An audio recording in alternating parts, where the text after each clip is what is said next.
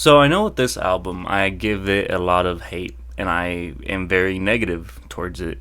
And I just finished listening to it. Again, it's been a while since I've heard this album. And so in this video, I'm going to try to be positive. I'm going to try to keep it, a little nice. But my feelings for this album, surprisingly, has not changed at all. Hey, how's it going, guys? TMTRE here, also known as the man that reviews everything.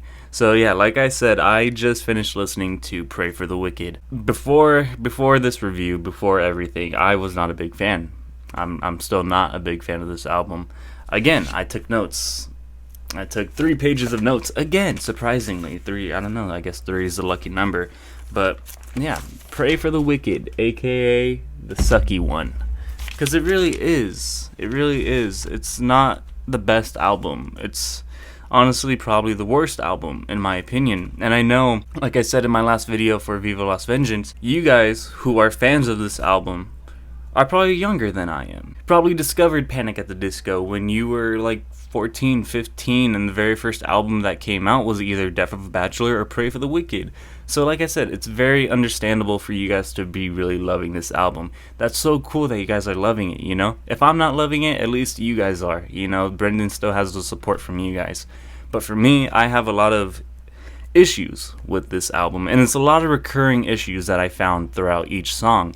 And so I'm going to start listing them as I go through each song individually, again, like I did in my last video. And so I want to start off with the first song on Pray for the Wicked, Fuck a Silver Lining. Honestly, fuck this song. Really. I don't like this song. The chorus to the song is fucking, oh my god. It's weak, honestly. The lyrics too aren't that good.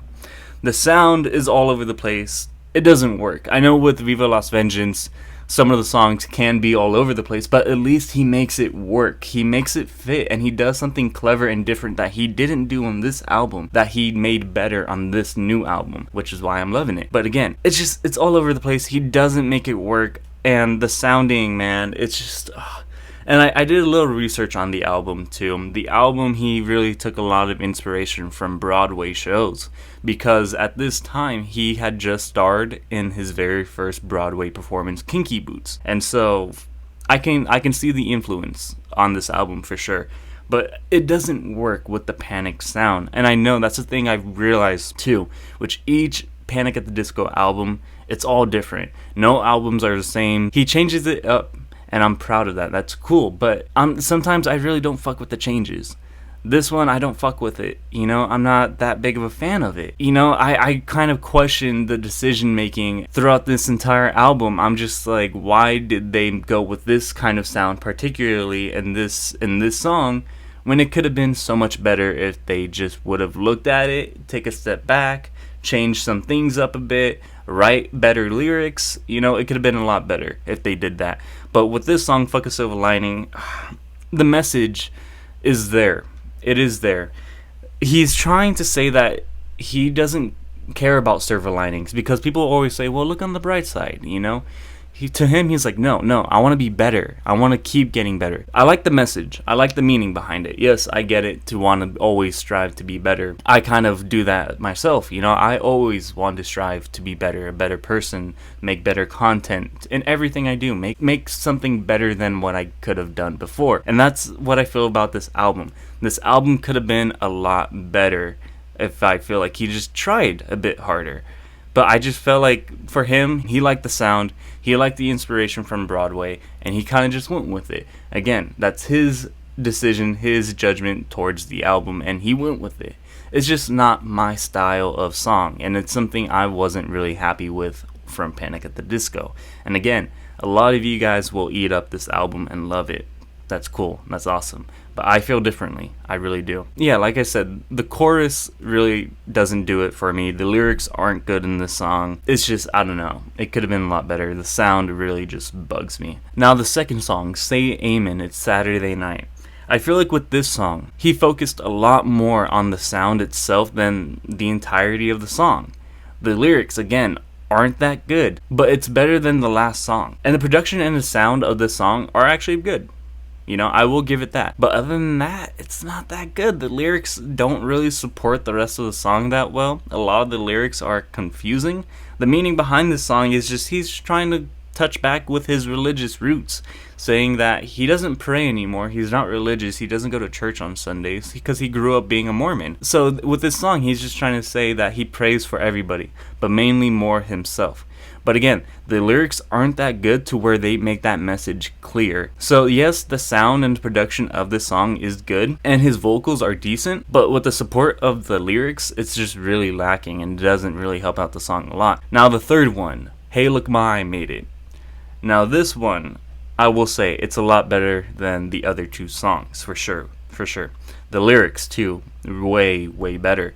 But the thing I don't like about this song is the chorus. I'm like, why?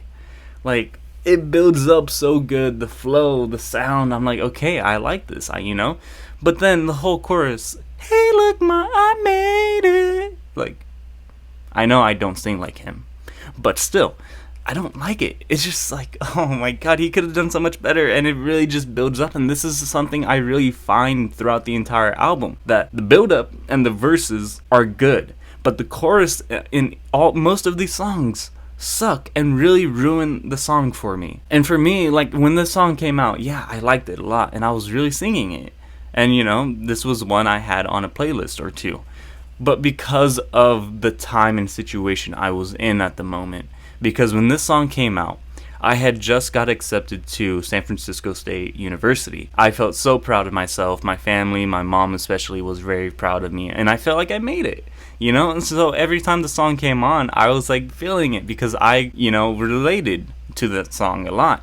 And so I was really loving it. But then after all that, and then I'm just like, the chorus, man, it's not that good. The lyrics were good. Everything he's saying, it's really nice and I like it. But the chorus, the build-up, everything else just ruins it for me. It really does. The sound in the chorus specifically, because the sound in the beginning and the verses of the song are good. Just the chorus sucks, man. It really does. And I know a lot of you will love the chorus. But again, this is just how I feel. Now, don't even get me started on this next one. This next one, the fourth song on this album, High Hopes. Oh my god, this song had so much potential. Had so much potential to be good. It really does. The lyrics aren't that bad. They're not. But the execution, the chorus, the sound of the song is what I don't like. It just doesn't appeal to me, and it just sounds, again, so commercialized, and it sounds so mainstream. It sounds like he made it to put it on the radio. Like, that was his intention. And I did research on this song too, because this song, he wrote it while he was rehearsing his Broadway show. And so he kind of really drew inspiration from Broadway into this, and it makes sense because in this song, I could really see it being like a Broadway song, honestly. I could really see it being performed on stage, being performed in the theater full of everybody, and I can really just see that happening. But it's not my taste, and the song, to me, it just feels like so much is going on. And I wish, that's the thing, I wish I could listen to the songs with you guys live and talk about them and be like, okay, see what that sounded like? I don't like that. But I can't because I'll get copyrighted, I'll get my video taken down, and I can't even make the sound that I don't like because it's an instrument. I can't play any instruments, I can't imitate it. All I can say is just that the sound in this song does not attract me, does not appeal to me, sounds very mainstream. The fifth song, Roaring 20s. Again, the verse in this song, not just the first one, but the second one, the verses are good, but the chorus, oh my god, it sucks. It really does. And I'm sorry, I'm trying not to hate on this so much, but I'm not a fan. I'm just not a fan. I'm sorry.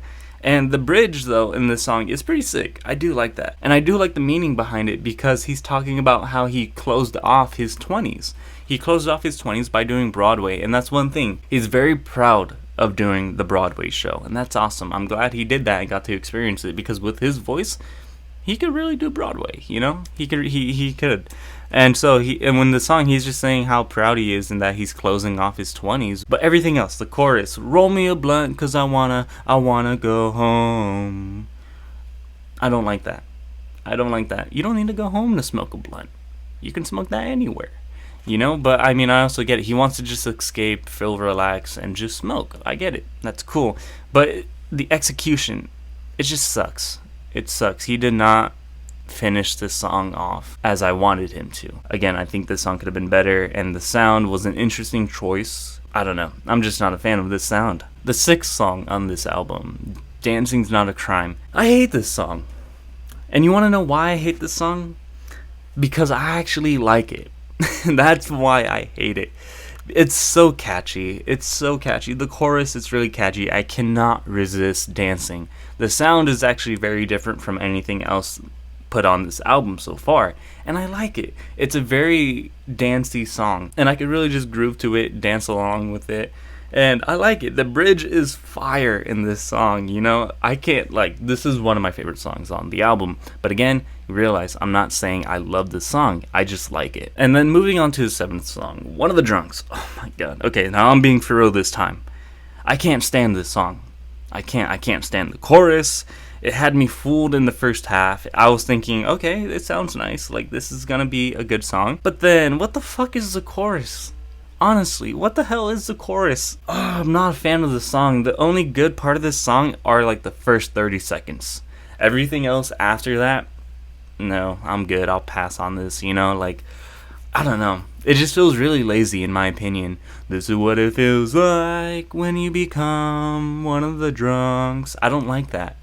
I really don't like that flow. I don't like the way it's saying. I don't like the sound. And that's my main issue with this album is the sound. And again, I know that each Panic at the Disco album sounds completely different from one another. But you can make it really good. For example, Vices and Virtues. Very fucking different, but very fucking good at the same time. And now the 8th song on the album, The Overpass. What the fuck is The Overpass? Really? What is The Overpass? I'm very confused. What is that? Again, it had me liking the first 25-30 seconds of the song until the moment I heard, "Let me hear you say something." You lost me. I'm sorry. What was that? It starts off so fast, so upbeat. I'm interested. I'm like, okay, where are we going with this? This is sick. And then I hear that, and then I hear the verse, and then Brendan's vocals too. I'm like, I don't know what he's doing, man. I don't know. Again, a lot of the executions in the songs don't hit for me. And honestly, the lyrics too in the song aren't that strong. They're kind of weak. It could have been better if they really stuck with that more upbeat, fast tempo that they did in the beginning and took out, "Let me hear you say something." I don't like that. So number 9, King of the Clouds. Now, this one is honestly a bit too much. When this song first came out, I did like it, and this was one that attracted my attention right away. I liked it, I liked the sound, but hearing it again, it just seems like it's a bit too much, honestly. The flow is pretty cool, but it feels like it's out of place on this album. It feels like it doesn't fit with the sound. It just feels different. The song isn't bad, but it's nothing spectacular or to be really praising, oh my god.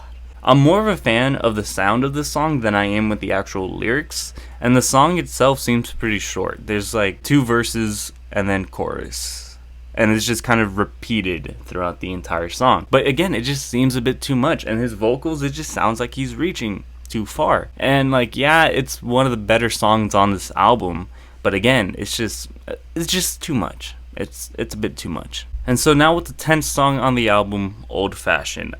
I can't stand this at all. I can't stand this song. It falls completely flat for me. The meaning of the song is cool, but the execution again and the decision and the sound is what ruined it for me. What the hell is the bridge in the song? If you guys go listen to it and the bridge, what the fuck is that? I'm sorry. I'm trying to, I don't know. I'm not a fan of the sound. I'm going to keep saying that over and over again. And I know I'm going to try to not be so negative about it, but I'm just trying to give you guys my honest truth about this, and I want you guys to know why I don't like this album. And again, some of you may like this album. That's awesome. That's cool. I have to just keep reiterating that so you guys know. You guys can have your opinion, I can have mine, and let that be. So, I just can't stand Old Fashioned. I can't even remember the song. I was going to try singing it, but I can't even remember it. I just try to erase it from my memory. And then finally, the last song on the album, Dying in LA. It's probably the best song on the album, or at least top 3. I love the piano in this. It's a very short song. I feel like he should have done more with it, but what really could he have done? It's very slow. It's kind of, again, repetitive. Not that there's an issue with this song being repetitive, but, again, the chorus, not that strong for me. The verses, though, I like it, and I like the meaning behind the song. Being somebody new coming to LA, wanting to be a star, but you're dying because nothing's really happening. You're losing money. You're losing, a lot. So I like the whole meaning behind it. It's just the chorus, again, not the best. And so overall, my overall opinion is that the main thing I continue to find throughout this entire album are most of the songs fall short. They either start off really strong or have really good verses, but then when they either do the chorus, the bridges, or just the way they finish it, it just ruins the song for me. I just think that a lot of the songs are ruined by the sound and the lack of support from the lyrics. I think a lot of these lyrics could have been better, and that's why I really like Viva Las Vengeance, because he got personal with it. His lyrics, it seemed like he got a lot better when it comes to writing, and that's what I love and I appreciate it towards it.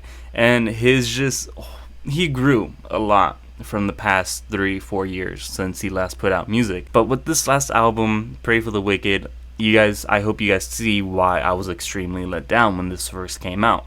Again, I liked a few songs. I probably only really like 4 songs. Will I go back and listen to them right away? No. If they came on, would I skip them? Most of the time, probably not. I'll let them play, but it depends on the situation and the mood and if I'm really feeling anything from Pray for the Wicked. Since I did a song ranking on the last album, I figured I would do it again for this one. Now, going over these songs again, I'm going to base it on what I like. The songs I like, and it's not really so much what I think is the best, because I don't really think all these songs are the best songs. I don't know, a lot of these songs are really weak in my opinion. So just starting off from the worst song to the best song, or to what I like. So number 11 would be Old Fashioned. Number 10 would be One of the Drunks, and then number 9 would be Overpass, and then number 8 would be Fuck a Silver Lining. Number 7 would be High Hopes. Number 6 would be Say Amen. Number 5 is King of the Clouds, and then number 4 is Roaring Twenties, and then number 3 is Dying in LA, and then number 2 would be Dancing's Not a Crime, and then the one I like the most is Hey Look My Made It. Even though, the chorus is like, I still like the sound, I like the meaning, and I just remember every time I'm listening to it where I was at that time. And so it's kind of a little bit nostalgic, so I like that. So now let's get into the album rating. For the production and sound, I don't like the sound in this album. It's not my style. It's just not for me. So I'm going to give it a 1. I wish I could give it a 0, but, there's some songs I do like. So I'm going to give it a 1. It's just not for me, again. Then the lyrically, I think some of the lyrics are weak. I think the lack of support from the lyrics really just don't help the song at all. A lot of these lyrics could have been better. So I'm going to give that a 1 as well. Now, for the influence at the time when it came out, the influence it had on me was not a big one. Again, I did enjoy some of them. And even right now, I don't feel that impacted by this album. And it's just really not for me. Again, I'm just going to keep saying that this album is not for me. It may be for you guys, but it's not for me. So the influence it's a 1. For the casual listeners, I'm going to give this a D. For the fans, I'm going to give this a B. And then for me, I'm going to give this an F. I don't like this. I'm sorry. And I'm giving it a B for the fans because I know you guys love this, and I know you guys are going to eat it up. But for the fans who are like me, though, I feel like you guys would like some of the songs, maybe not the entire album. I give it a B because of all you young folks out there who are fans of Panic. But that has been my review for Pray for the Wicked. Thank you guys for tuning in. I know this is another long video. Thank you guys for sticking all the way to the end. If you guys did, it means a lot to me, and I greatly appreciate it. So thank you guys, and let me know all your thoughts on this album down below, whether you liked it or not. I want to know. I want to know why you guys like it. So let me know in the comment section down below. Also, feel free to rank the songs. I want to know what you guys think too. So just leave down anything you guys feel about this album. Thank you guys again. Make sure you guys are hitting that like and subscribe button. It would really help me out a lot. I appreciate it. And I think that's just going to do it for me today. Thank you guys for tuning in. My name's TNTRE. I hope you guys have a good day today. Stay safe. Stay cool because it's really fucking hot in my room. I'm sweating fucking buckets over here. So I'm going to go cool off for a bit. But have a good day. Stay safe. Spread the love, not the hate. And I'll catch you guys in the next video. Peace.